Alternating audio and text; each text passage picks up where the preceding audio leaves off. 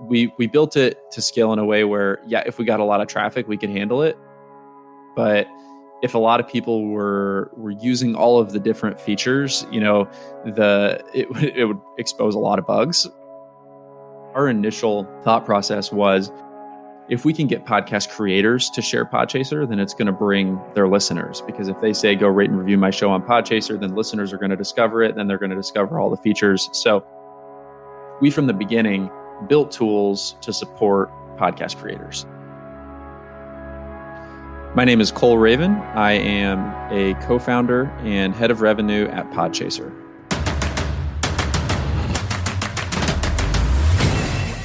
This is Code Story, a podcast bringing you interviews with tech visionaries who share in the critical moments of what it takes to change an industry and build and lead a team that has your back. I'm your host, Noah Laphart, and today how Cole Raven set out with his co-founders to build the IMDB for podcasts. All this and more on Code Story.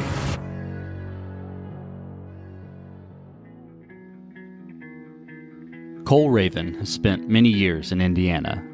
Immediately out of college, he started a business that failed quickly, but early on he knew he wanted to do his own thing. His wife and he just moved to Hawaii. They've been a full-time traveling couple following the Spartan Race for quite some time, so obviously they're into trail running. Prior to his latest venture, he signed on to Vibenomics as one of their first employees early on in their startup inception. He learned a lot about startups, about fundraising, and what it takes to build a successful startup. A few years ago, he and his team figured out that podcast episode discovery is downright terrible. There's no IMDB for podcasts. After some community polling and volunteer participation from a team in Australia, they set out to build Podchaser, which is your source for podcast discovery.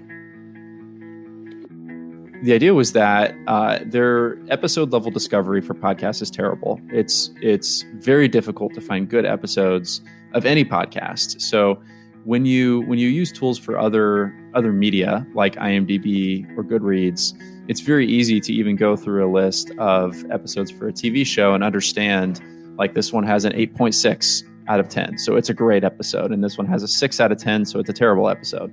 And there are good barometers that exist just in other media, but nothing existed for podcasting. So Bradley actually posted on Reddit and asked if anything like that existed. And the community overwhelmingly said no. And so a couple of our co-founders responded to that post, and they're based in Melbourne, Australia, but they responded and said, it doesn't exist, but we'd be happy to try to build it with you if that's something that you want to do. That's how it got started. I've known Bradley since we were in the 6th grade, so we've always done everything together, including businesses. So he roped me in soon after getting the tech guys on board, the people who could build it in Australia, and so we were off to the races. So that was the original idea, was to build. The easiest way to explain it is like an IMDB before the podcast world, because nothing like that existed. So we did that, which we're very proud of. So there are ratings and reviews on Podchaser and credits. So you can search for people, especially celebrities and anybody famous, and find a profile on them, and then see all of their guest interviews on any podcast. So you can search for Joe Biden or whoever you want, and you can listen to different episodes that they've appeared on. So yeah, I'll stop there for now. I want to come back to the API because I'm curious how someone becomes a partner and uses your API, because I love the idea of having the IMDB of podcasting. Tell me about the first product, the MVP, and how long it took to build, and what sort of tools you and your partners in Melbourne used to build it. The screenshots of the MVP are so deeply archived that, like, it's a fun thing, once a year to pull them out and laugh at ourselves because of how terrible it looked. But it was bootstrapped from the beginning, so we didn't raise any money. Basically, this was all evenings and weekends, and community built. So we quickly formed, a kind of coalition of people from the podcast subreddit to make sure that we were building what they wanted us to build. So we started a Slack community and just started talking to people in the community and asked what they would want from something like this. And so we ideated for, it took us 4 or 5 months to come up with exactly what we wanted it to look like with designs. The design process took a while.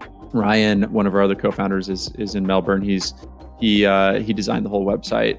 He's incredible, but it took us a while to design it. And then on nights and weekends, it was built, it was built on React and PHP and Laravel and Elasticsearch. And so we launched this initial campaign before the alpha even came out, and said that the IMDB podcast is coming. We're going to have ratings, reviews, credits for podcasts. This is something that's been a long time coming and needed for years. And so we announced that to the community and shared that we would be giving away exclusive access to these people on Reddit and to podcasters that we'd reached out to. And that kind of sparked a fire. And so we built it in a way where if you registered for a key to get exclusive access, we would then send you 3 additional keys that you could share with friends. And within the first week, we had over 6,000 people, redeem keys on the website and register and sign up. And that was when we knew we were really onto something. But that initial iteration was an ugly version of Podchaser that was just ratings and reviews, and basically just had a homepage that was similar to Reddit, where if something got a 5-star rating, it would get boosted near the top and it would just decay over time. And that was what it initially looked like. You could search for podcasts and listen to them and find information on them, but it was very basic. It was just, a podcast directory. And so that was June of 2017, I think, if I remember correctly. So 3 years ago. Then over the next few months, we just kept iterating a bit. And then we realized, hey, fundraising is a thing, which, we're all pretty young. Like, none of us have fundraising experience, but we were like, if we're going to do this right, like, we need money. That's when we got, we started doing a ton of, cold outreach and found our initial investor in Louisville, Kentucky. And then we were off to the races. On that first version that you built, what sort of decisions and trade-offs did you have to make in the short term, and how did you cope with those? I'm kind of looking for, like, okay, this is the core set of features we're going to release, and we're not going to do X, Y, Z. So how did you make those decisions? What was driving those decisions? We've always been a team that has prioritized just getting anything out to the public and getting feedback on it and then iterating. And even if we're not proud of it, even if it's ugly. So that first version of Podchaser was just a very basic directory. You could search for podcasts, you could rate and review things, and there was a homepage trending section. And it was very basic. And we could have waited another 6 months and we could have built a lists feature, which we have now, so that you could add things to a list and share those lists. And, that would have been a really great organic way to get people sharing Podchaser links, from day one. But to us, it was more important to get something out there and to plant our flag as the IMDB of podcasts, saying this is coming. It took us a year and a half after launch to even get creator profiles and credits out as a feature. So we started very early, claiming this is what we want to build. And then just slowly built it over time based on community feedback. That's actually a great segue into my next question. So how did you progress the product and build your roadmap? So you mentioned community feedback. You got the first version out there. People are jazzed about it. You got people sharing keys. And then how did you progress it from there and decide, okay, now this is the next best thing? Dig a little more into that. Yeah, it was very community oriented. So our Slack community now has over 1,000 people in it, but back then it had a couple of hundred, and it was mostly podcast creators. So our initial thought process was, if we can get podcast creators to share Podchaser, then it's going to bring their listeners, because if they say, go rate and review my show on Podchaser, then listeners are going to discover it. Then they're going to discover all the features. So we, from the beginning, built tools to support podcast creators. So we, quickly allowed people to do things like claim their profile page on Podchaser. So you could claim your podcast, make edits to it, share a badge on your website that, is a Podchaser themed badge. But I think most importantly, in those early days, I was over product and marketing. I was actually only over marketing in the beginning. I've switched roles probably 4 times, as I'm sure most co-founders do. But being over marketing, I had phone conversations and email conversations with hundreds of podcasters asking what tools don't exist yet that Podchaser could build that would support you and your growth in podcasting.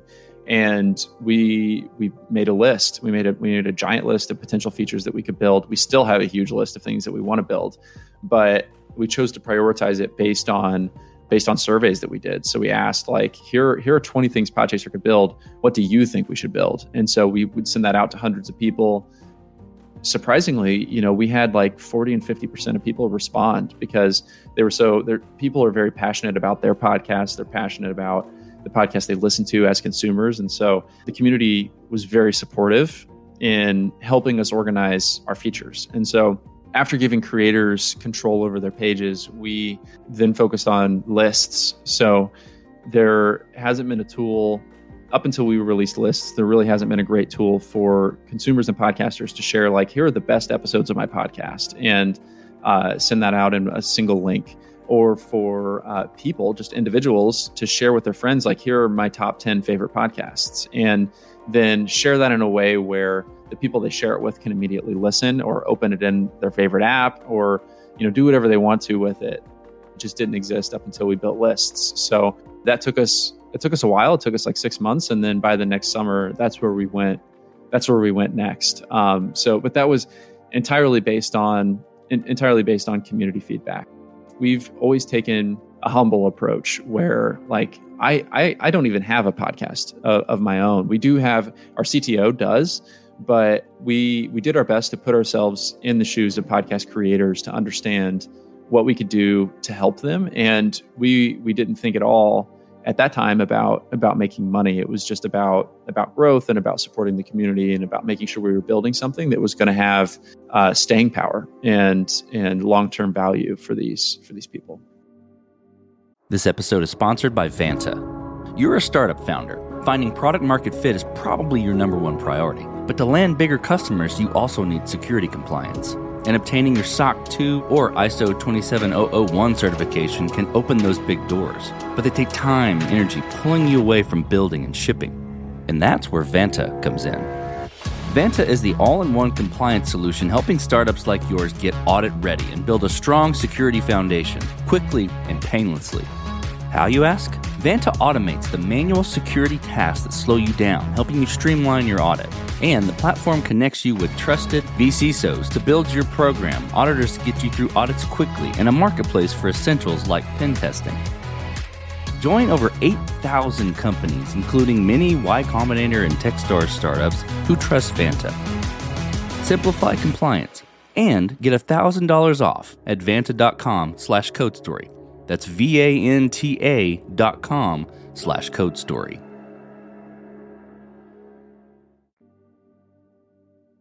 Let's flip the script a little bit from the product. So how did you go about building your team? So you're one of the co-founders. What did you look for in the people you brought on to identify them as the winning horses? Our mentality from the beginning has been hiring people with a founder mentality, because we're from the Midwest. We didn't raise a ton of money.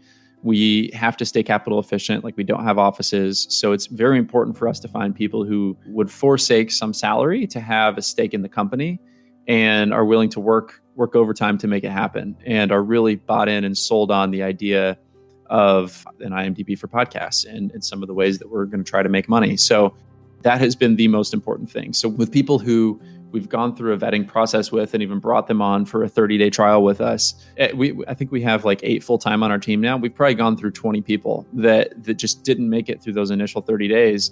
And we just haven't been afraid to say, like, we don't think you're a good fit for this, because if they view this as, a 9-to-5 corporate job, that's just not going to cut it for us, because we're a startup. Like, we have to be agile. We have to do whatever it takes to get the job done.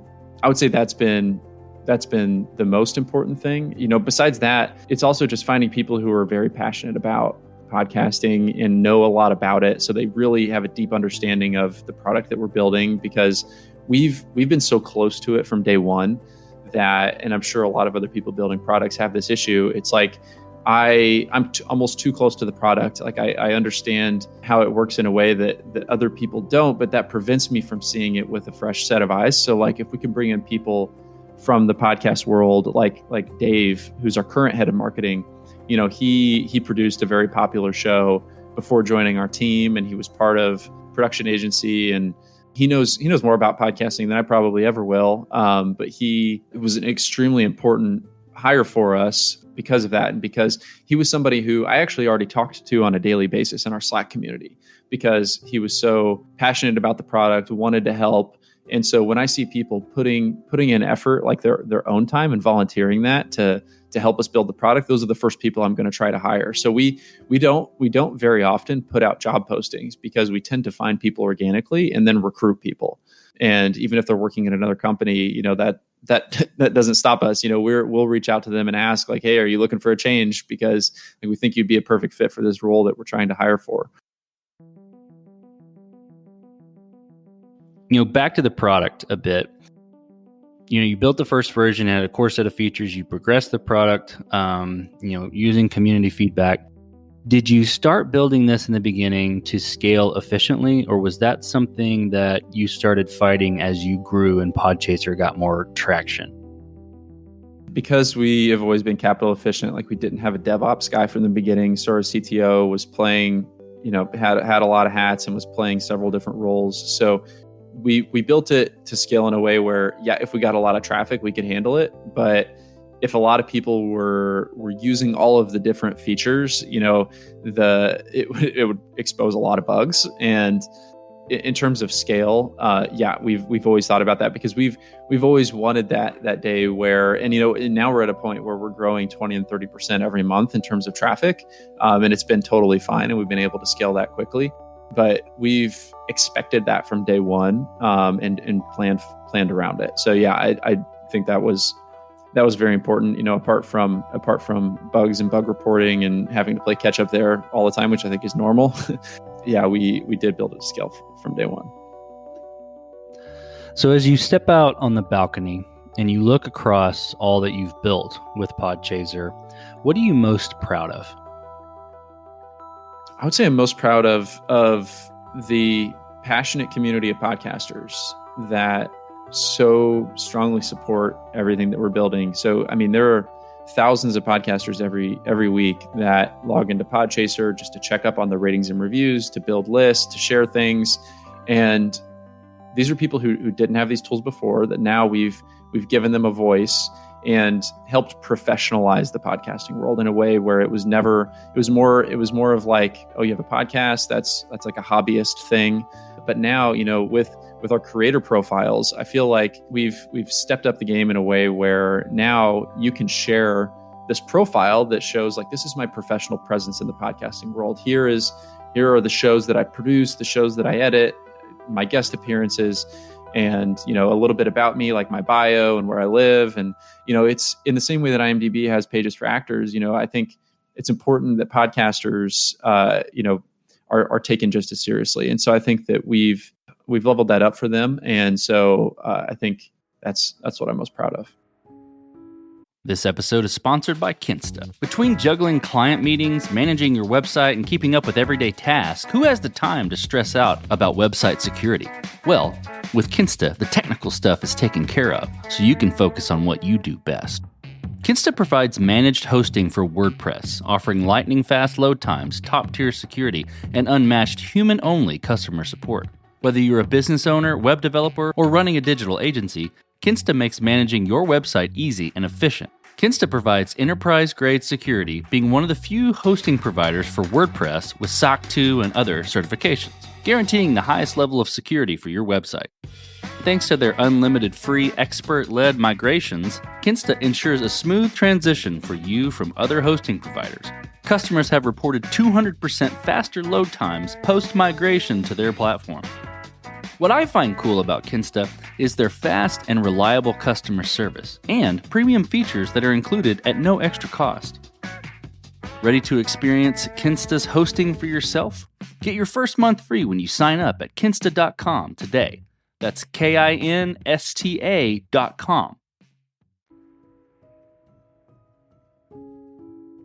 Let's flip the script a little bit. Tell me about a mistake you made and how did you and your team respond to it?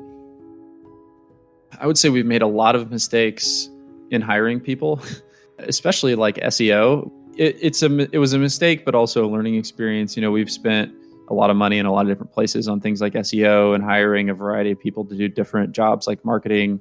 And sometimes you just don't know until they come on board. But if I look back at the money, like quote unquote wasted for learning experiences, that like makes me sick to my stomach. But I think that's going to happen with a startup. We're trying so many different things out and trying to figure it out. But if I could go back and have a better understanding of things like SEO and marketing and design and product, like we wouldn't have made those mistakes, but you can't know everything. So yeah, we just have to live with it. So what does the future look like for the product and for your team? And from the product standpoint, I want to know from a listener and from a podcaster, what does the future look like? And then from your team, what does the future look like too? We're not looking to build a bunch of new features to add on to what Podchaser already is. I think it's probably already confusing enough for most people to get a handle of from day one whenever they first create an account. So we're looking to expand on existing features. So things like lists. Right now, you can make a list of podcasts, but you can't do things like collaborate with other people on a list or make a list of creators and share that. Like here are producers based in Indianapolis, or create things like, a cool feature we're going to come out with is something called smart lists. So the name might change, but if you want to make a list of like, here are all NBA players on, the Clippers, and then, that list could show you a feed of all of the most recent interviews for those people. Or, you could combine creators and podcasts and different things into a single list. So lists is a huge one. We'd love to update that. But then also just updating like the look and feel of the website to help people understand how to use it. I know how to use it because I had a huge hand in building it, but I think it's still a bit confusing for some people to understand like what's the difference between a creator profile and a user profile as a listener. It's like, why do I have both? Should they be the same profile? So there are questions that people have that I would like to resolve. And then you'll start to see paid features. So, at some point we're a startup, we've raised a little over $2 million. So we have to make money at some point. We've got a few really cool things coming out that I can't share a whole lot about, but it does have to do with the API and a public facing version of the API that will help to power the entire industry. And we're going to be, exposing metadata that previously, couldn't have been used for discovery purposes in apps or just from, different web tools that could take advantage of it. So we have big things coming with the API, different paid features on the website for power users. But we want to make as many things free as possible for consumers because it's important to us that we keep growing. Like we have to show user growth every month. We have to show traffic increases every month because, we have investors to report to. So yeah, a lot of the listener features will continue to be free and we'll just keep making them better and better over time. And then with our team and how that's going to change, we feel like we've really built a strong core team at this point. So we have, I think, like 8 full-time people and then a handful of part-time people who help us with things like customer service and data moderation. But we don't want to hire too many more people. I think that the only reason we would change our team at all would be if we start making a lot of money and we need, like a sales team. And then we're talking, like Series A growth strategies. And that's less about like the technology side of our business and more about just scaling revenue as we start to make money. So, I think we have an awesome core team. I wouldn't change it. Too much. We might hire 1 or 2 more people, just for like back-end dev support or, different, like we might hire someone to help us build different paid features, but that'd be about it. I think that, we've really been thoughtful about preventing bloat in hiring and having people that we don't necessarily need. I look at other teams and other startups who have made it to a Series B or Series C, and I see that they have 300 software engineers, and it's like, I think you can accomplish big things with a few people if you're very focused on what you want to do. So that's been our philosophy, and I'm sure we'll continue that.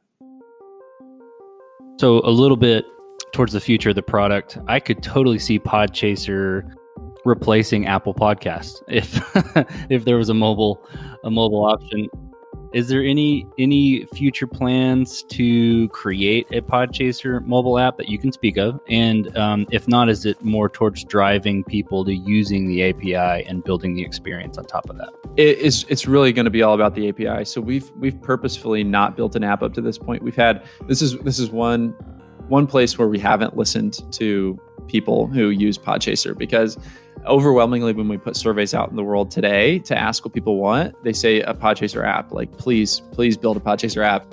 And one, like that would take several hires on our part, which would significantly reduce our runway.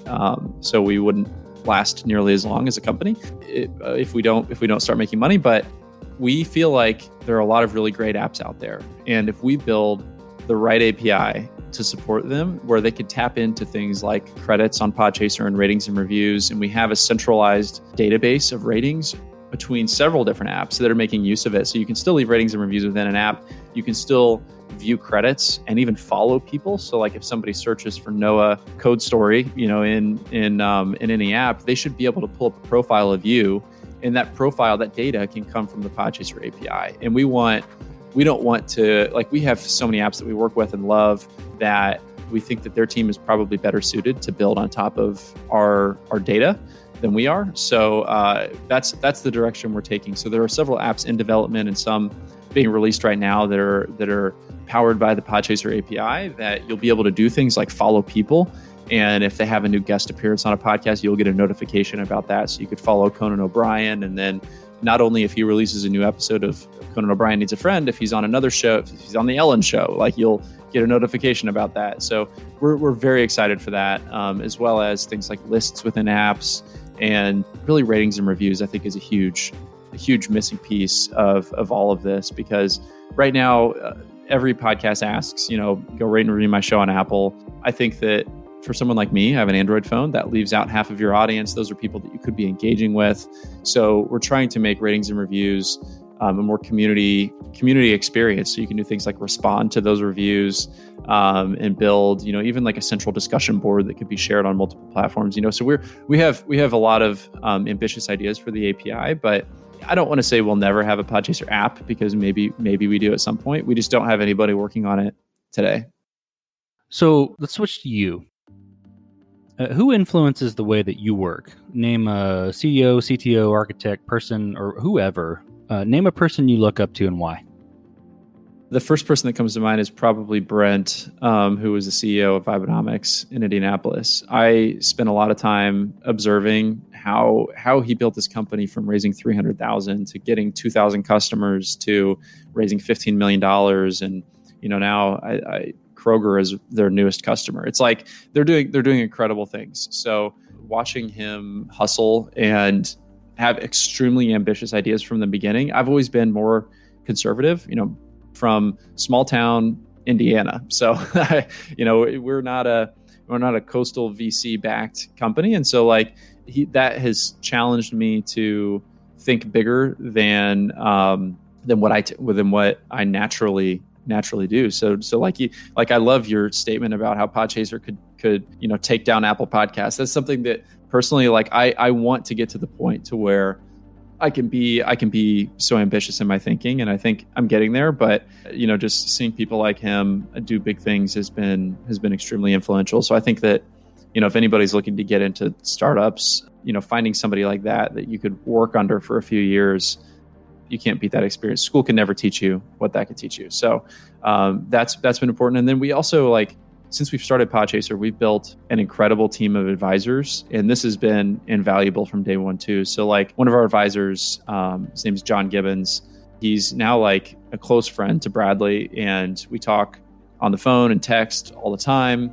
and we run every idea by him because he was one of the early employees at IMDB and was their international head of revenue. So not only is he great, just for that and understanding how IMDB makes money and how that parallels with what we're doing, but he's also just been like incredibly supportive of our team, and he's somebody that we can call anytime we have any problems. And so finding great advisors like him, I think, is very important for a startup too. So we have other advisors from SeatGeek to Cameo, another startup, and Letterboxd, based out of New Zealand. And so these are people that we've built around us that we know. Like, I didn't know much at all about podcasting before getting into this. So I also didn't know much about like scaling revenue for a company like ours. So like, if we can find people who've done it before, who are smarter than us, that's been our philosophy in finding advisors and in hiring, is just surrounding ourselves with people who are smarter than us. And those advisors are those people for us. So those are people that I look up to for sure.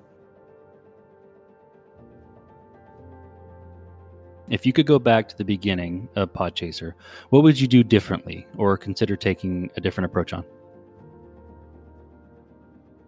My instinct is always to say that I would try to figure out revenue earlier, but I think that instinct is wrong because we've had so many doors open for us that we never would have been able to predict unless we kind of put that off, which I don't know if that's good advice or not. Probably not. You should probably understand how you're going to make money, when you launch a business. I think honestly, probably giving people too much time that we knew weren't a good fit with the company. You get attached to people. You have to understand like investors have given us money, and so we're accountable for that and responsible for that money, and so we have to spend it.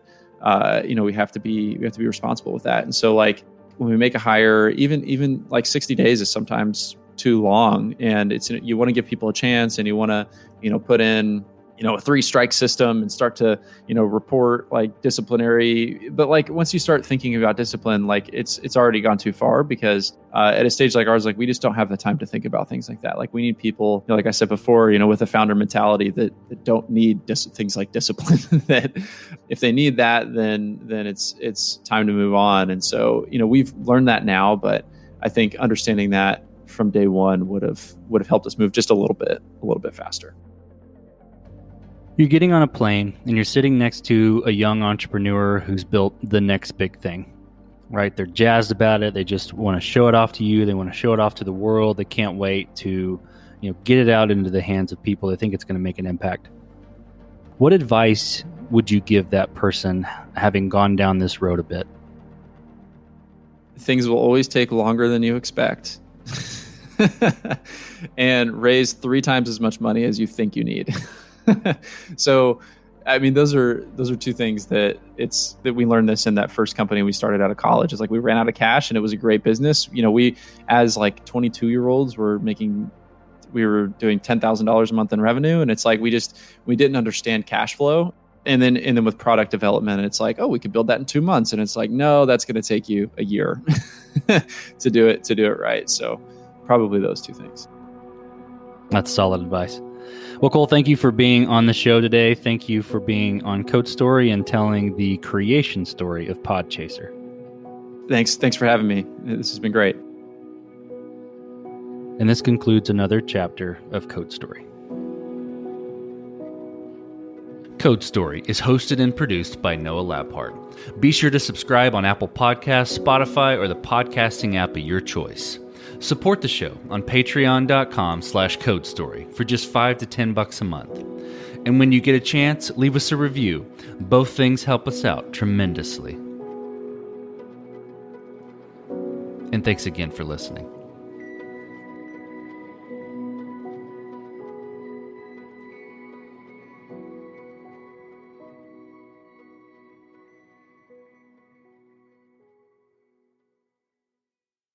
You just realized your business needed to hire someone yesterday.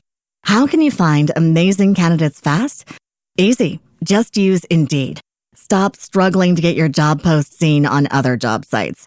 With Indeed sponsored jobs, your post jumps to the top of the page for your relevant candidates, so you can reach the people you want faster. According to Indeed data, sponsored jobs posted directly on Indeed have 45% more applications than non-sponsored jobs. Don't wait any longer. Speed up your hiring right now with Indeed. And listeners of this show will get a $75 sponsored job credit to get your jobs more visibility at Indeed.com/PODKATZ13. Just go to Indeed.com/PODKATZ13 right now and support our show by saying you heard about Indeed on this podcast. Terms and conditions apply. Hiring? Indeed is all you need.